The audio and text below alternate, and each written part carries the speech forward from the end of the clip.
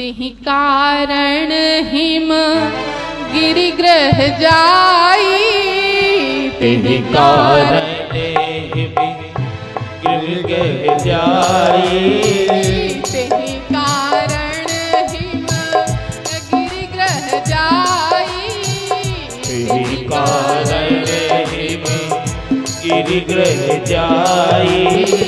जनमी पार्वती तनु पाई, ओ जनमी पार्वती तनु पाई, जब ते उमा शैल गृह जाई, जब ते उमा शैल गृह जाई, सकल सिद्धि संपत्ति तहाँ छाई, सकल सिद्धि संपत्ति तहाँ छाई, सकल सिद्धि संपत्ति तहाँ छाई, ओ सकल सिद्धि संपत्ति तहाँ छाई। यही कारण हिम गिरिग्रह जाई। उसी के कारण अब माता सती कहाँ पर जन्म लेकर के आई? हिमालय राज के घर पे। क्योंकि माता सती ने मरते समय एक बात और कही थी कि हे नाथ, मुझको जब अगला जन्म दीजिएगा ना तो किसी पत्थर के यहाँ पर, पाषाण के यहाँ पर पुत्री बना करके भेजिएगा, लेकिन इस अहंकारी दक्ष के यहाँ पुत्री बना करके अब मुझको मत भेजिएगा। इसीलिए एक पाषाण के पर्वत राज के घर पर माता जन्म लेकर के आई हैं, हिमालय राज के यहाँ पर जन्म लेकर के आई। जब से माता का जन्म हुआ तब से हिमालय राज के यहाँ पर नित नई संपत्ति, सुविधाएं, नई नई जड़ी बूटियां अपने आप हिमालय पर्वत पर उत्पन्न होने लग गई माता पार्वती के जन्म के बाद। क्यों? क्योंकि हिमालय राज के यहाँ पर एक पुत्री का जन्म हुआ। जब पुत्री का किसी घर में जन्म होता है तो उसके करोड़ों किए हुए सत्कर्मों का जब भाग्य का उदय होता है ना, तब जाकर के उस घर में पुत्री का जन्म होता है। लेकिन हम लोग तो ये सोचते हैं कि किसी किए हुए पाप का परिणाम है कि पुत्री का जन्म हुआ। पुण्य का परिणाम नहीं मानते, पाप का परिणाम मानते हैं। सावधान हो जाइए, जो ये सोचते हैं अभी से सोचना बंद कर दीजिए। जिस घर में पुत्री का जन्म हो गया ना तो हजारों हजारों भाग्य आपके खुल जाते। पुत्र के जन्म से लाख गुना, करोड़ गुना फल मिलता है जब आपके घर में पुत्री आती है। क्यों? क्योंकि देखिए, जिस घर में पुत्री आएगी उसी घर का पिता, उसी घर की माता कन्या दान करने के अधिकारी होते। और सबसे बड़ा दानों में दान माना गया है कन्यादान। अब जिस घर में कन्या ही नहीं रहेगी वो दान क्या करेगा महाराज? तो सबसे बड़ा दानी कहाँ से कहलाएगा? कन्यादान कैसे करेगा? इसलिए जब पुत्री घर में जन्म लेना, आस पड़ोस में ले, तो जितना पुत्र के होने में आप लोग प्रसन्नता मनाते हैं उससे ज्यादा प्रसन्न होइए कि पुत्री घर में आएगी। जब से माता पार्वती ने जन्म लिया, हिमालय राज बड़े प्रसन्न है कि हमारे घर पे पुत्री का जन्म हुआ। जो कोई जो भी आता, जो मांगता, सब हिमालय राज देते। दान कर रहे हैं, खुशियां मना रहे हैं, उत्सव मना रहे हैं। उसी उत्सव के बीच में ये समाचार किसको मिला? नारद समाचार जब पाए, नारद समाचार जब पाए, कौतुक कहीं गिरि के हंसी धाए, ओ कौतुक कहीं गिरि के हंसी धाए, कौतुक कहीं गिरि के हंसी धाए, कौतुक कहीं गिरि के हंसी धाए।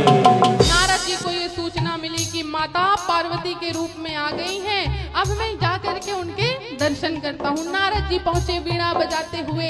जैसे ही महारानी मैना ने, हिमालय राज ने नारद जी को देखा, बड़े प्रसन्न हुए, आसन पर विराजमान किया, चरण प्रक्षालन किए, फल फूल लेकर के आए, पवाया और पूछा कि कैसे आना हुआ ऋषिवर। तब नारद जी ने कहा, मैंने सुना है कि आपके यहाँ पर पुत्री का जन्म हुआ है। महारानी मैना ने कहा, हाँ नाथ, आप सभी संतों के भगवत कृपा से हमारे घर पे पुत्री का प्रादुर्भाव हुआ और सत्य कहते हैं ऋषिवर, जब से हमारे ये पुत्री आई है हम बड़े प्रसन्न हैं, बड़े हम सौभाग्यशाली हैं कि हमारे घर पर पुत्री का जन्म हुआ। नारद जी ने कहा कि क्यों ना एक बार मैं भी उनके दर्शन कर लूं। महारानी मैना ने पार्वती जी को बुलाया, पार्वती जी आई, नारद जी ने उनके दर्शन किए। अब महारानी मैना के मन में एक बात आ गई, जब संत किसी नगर में जाते हैं ना तो माताओं का एक स्वभाव होता है, क्या, हाथ दिखाने का, कि हमारी पुत्री का भाग्य देख लीजिए कि कैसा है, हमारे पुत्र का भाग्य कैसा है। उसी स्वभाव के कारण महारानी मैना ने कहा, नारद जी आप तो सब कुछ जानते हैं, मेरी इस पुत्री का भाग्य देखिए कि इसके भाग्य में क्या है, कैसा वर है, क्या करेगी ये पुत्री।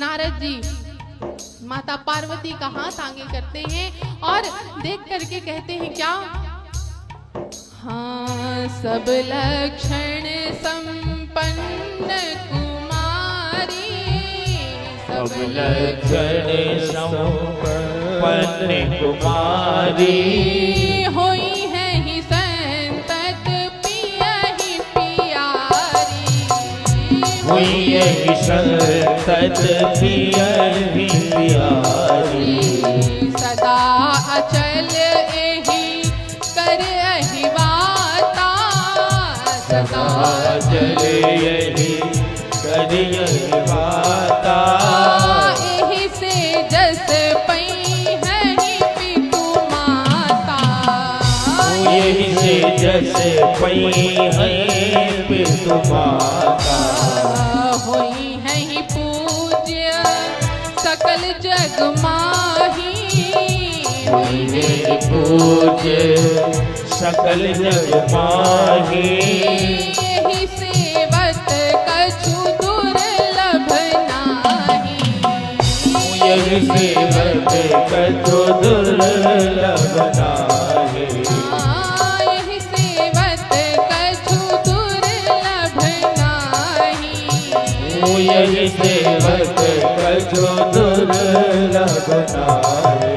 नारद जी ने कहा, सब लक्षण संपन्न कुमारी, आपकी ये जो पुत्री है ना सभी लक्षणों से संपन्न है, ये अपने पति की प्यारी होगी, संतों की प्यारी होगी, और जो भी आपकी इस पुत्री को पूजेगा, इसकी पूजा करेगा, वो सदैव प्रसन्न रहेगा, सदैव प्रसन्नता में रहेगा। जो भी इनकी पूजा करके इनको प्रसन्न कर लेगा, उनकी सारी मनोकामनाएं पूरी हो जाएंगी, सारे जग में ये पूजनीय होंगी, और इन्हीं के कारण आपको भी यश की प्राप्ति होगी।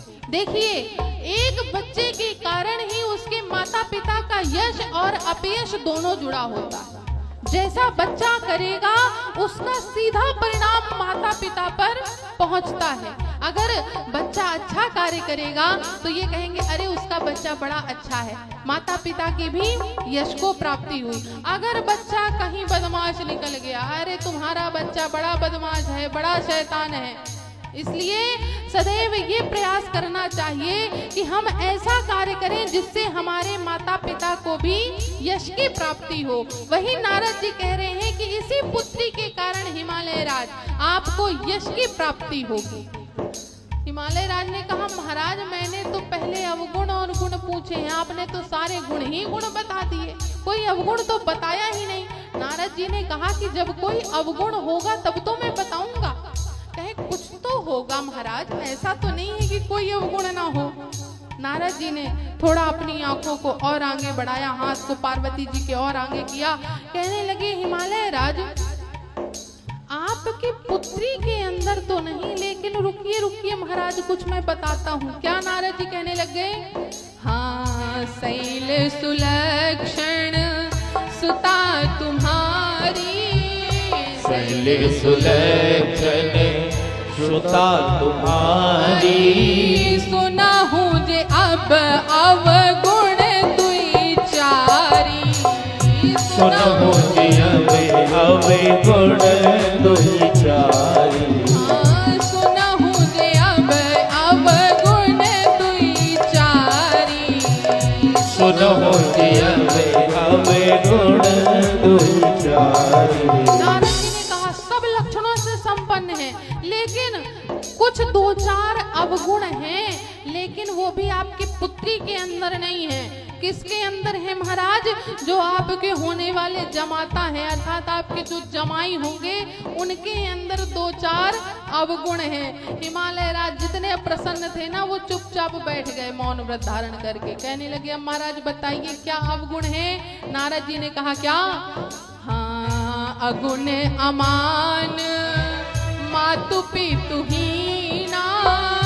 अगुण अमान मातु पितु हीना। अगुण अमान मातु पितु हीना। अगुण अमान मातु पितु हीना।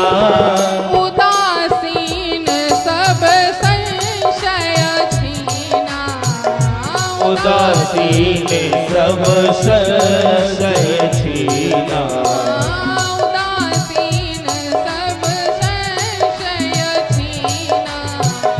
उदासीन सब संशय छीना। नारद जी ने कहा कि आपके जमाता के अंदर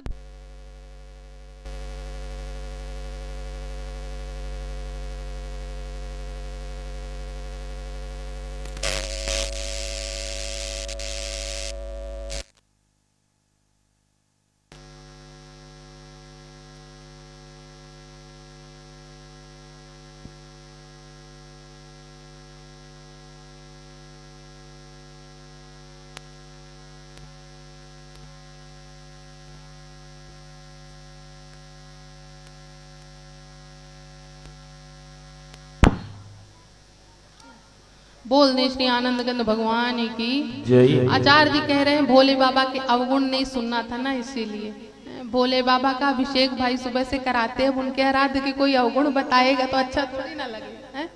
इसलिए कहे माइक ही बंद हो गया कि अवगुण ना सुनने पड़े भोले बाबा के। लेकिन हम तो सुनाएंगे, हम नहीं मानेंगे बिना सुनाए, है? कि अगुण अमान मातु पितु हीना, अर्थात उसके अंदर कोई गुण नहीं होगा, उसके माता पिता कुल खानदान नहीं होगा और वो वैरागी होगा। जैसे हिमालय राज ने ये सुना, कहे मेरी इतनी सुंदर पुत्री, इतनी सुशील पुत्री और ऐसे योगी के उससे विवाह होगा। नारद जी से हिमालय राज ने कहा महाराज कोई दूल्हा एक्सचेंज करने की कोई पूजा हो तो करा लीजिए, हम करने को तैयार है। नारद जी ने कहा कि जो विधाता ने भाग्य में लिख दिया है वो तो होगा ही, लेकिन हाँ इन अवगुणों को गुण में परिवर्तन अगर आपको करना हो तो एक उपाय है। क्या है? अगर आप अपनी पुत्री का विवाह भोले बाबा से करा दीजिए, शिव जी से करा दीजिए, तो ये सारे अवगुण गुण में परिवर्तित हो जाएंगे। देखिए जो सामर्थ्यवान होता है ना हर प्रकार से, उसके अवगुण भी गुण में परिवर्तित हो जाते हैं। जो बड़ा सामर्थ्यवान हो और अगर वो दो चार बातें कुछ आपको भला बुरा कह भी देना तो आदमी बुरा नहीं मानता, अरे वो तो बड़े आदमी हैं, सामर्थ्यवान हैं, उनसे क्या आदमी उलझेगा। इसलिए जो सामर्थ्यवान होता है उसके अवगुण भी गुण में परिवर्तित हो जाते हैं। तो आप एक काम करिए, आप अपनी पुत्री का विवाह भोले बाबा से करा दीजिए, लेकिन इसके लिए एक कार्य करना होगा। क्या? आपकी पुत्री को तपस्या करनी पड़ेगी।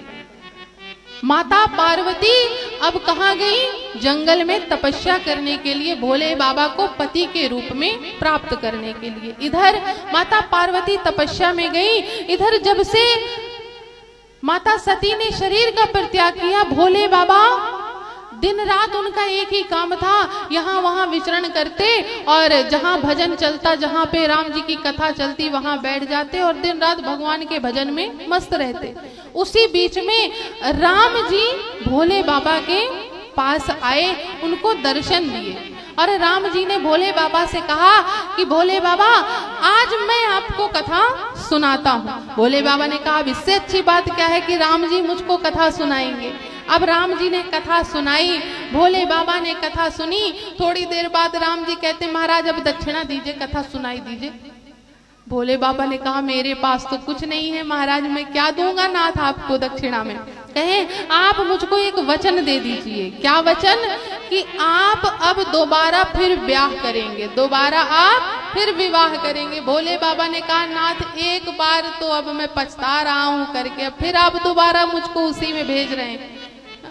अब मैं गृहस्थी से पुनः योगी उसमें आया हूं तो आपको अच्छा नहीं लग रहा? राम जी ने कहा नहीं मुझको अच्छा नहीं लग रहा, इसलिए आप फिर ब्याह करिए, फिर आप विवाह करिए।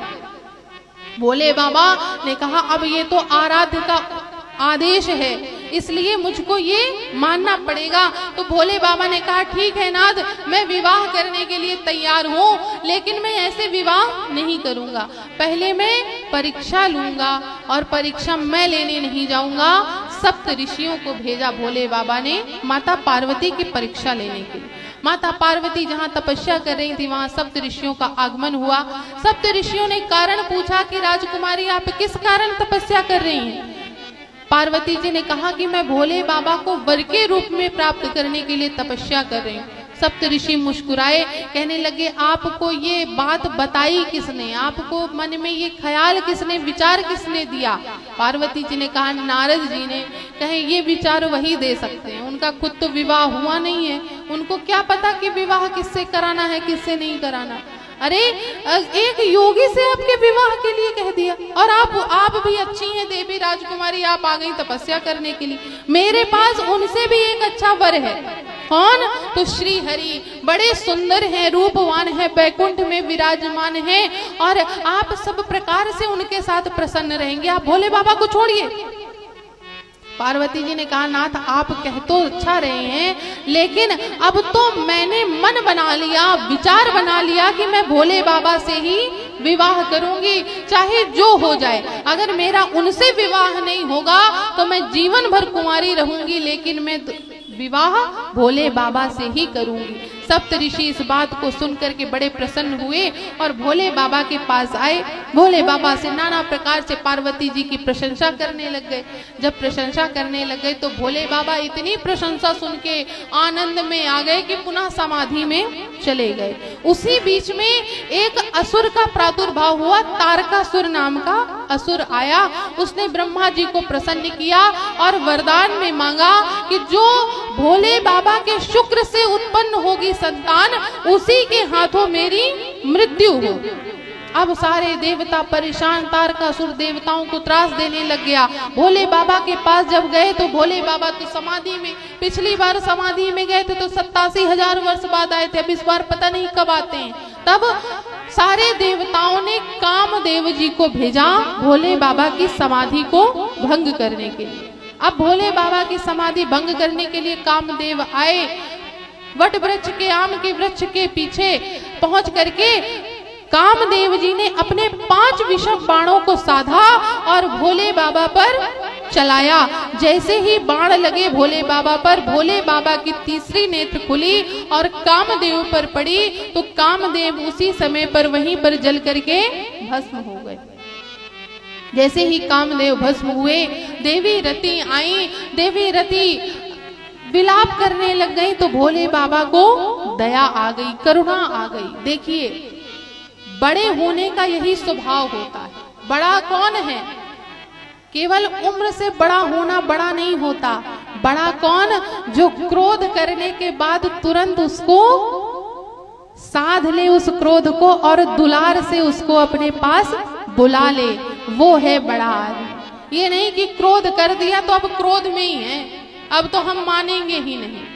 एक बार क्रोध करिए और दोबारा उसको प्रेम से उसको समझाइए, वो है बड़ा आदमी। भोले बाबा इसीलिए देवों के देव कहलाते। यहाँ पर कामदेव पर क्रोध किया, लेकिन तुरंत देवी रति आई और उन पर प्रसन्न हो गए और प्रसन्न होकर के कहा कि आप निश्चिंत रहिए, आज से आपके पति, उनका कोई रूप नहीं होगा, वो सब में व्याप्त होंगे। वो सब में समाहित होंगे, उनका कोई रूप नहीं होगा। तब देवी रति ने कहा कि मुझको मेरे पति के रूप में कब प्राप्त होंगे? तब भोले बाबा ने कहा कि जब द्वापर युग में कृष्ण जी अवतार लेकर के आएंगे, उनके पुत्र प्रद्युम्न के रूप में आपको आपके पति प्राप्त हो जाएंगे।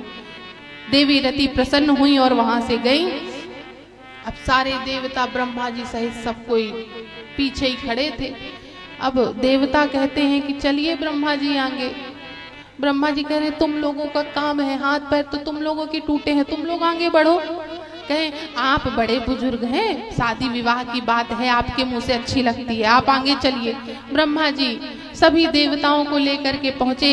जैसे ही देवताओं को लेकर के पहुंचे तो सारे देवता, देखिए जब कोई क्रोध में होता है ना तो पहले उनकी स्तुति करते हैं, आदमी जाते हैं तो पहले स्तुति करते हैं। देवता पहुंचे, महाराज भोले बाबा आप बड़े दयालु हैं, आप बड़े कृपालु हैं, आप बड़े दानी हैं, आपसे बड़ा इस संसार में कोई देवता नहीं है। जय हो भोले बाबा की, जय हो भोले बाबा की। पहुंच गए। भोले बाबा तो सब जानते हैं। भोले बाबा ने कहा आइए देवताओं, किस कारण से आपका आगमन हुआ?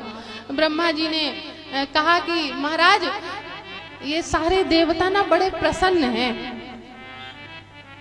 भोले बाबा ने सबका चेहरा देखा, कहा कि मुझको तो ये कहीं से प्रसन्न नहीं लग रहे हैं। किसी का हाथ टूटा है, किसी का सर फूटा है, किसी का पैर टूटा हुआ है, और आप कह रहे हैं ये प्रसन्न है। ब्रह्मा जी ने कहा इनकी शक्ल पे मत जाइए महाराज, इनका शक्ल ही ऐसी है, ये इनके चेहरे पे मत जाइए महाराज, ये मन से प्रसन्न है। भोले बाबा ने पूछा कि मन से किस कारण से प्रसन्न है? तो वो ब्रह्मा जी ने कहा कि ये इसलिए प्रसन्न है कि हमको भोले बाबा की बारात में जाने को मिलेगा, इसलिए ये लोग प्रसन्न हैं। भोले बाबा ने कहा कि मेरी बारात अब तो नहीं जाएगी। कहे महाराज ऐसा मत करिए, ये लोग बेमौत मारे जाएंगे सारे देवता, तारकासुर इनको बड़ा परेशान कर रहा है, आप विवाह के लिए तैयार हो जाइए। भोले बाबा ने कहा लड़की कहाँ है, कन्या कहाँ है? ब्रह्मा जी ने कहा सब कुछ तैयार है महाराज, केवल आपके हाँ की देर है।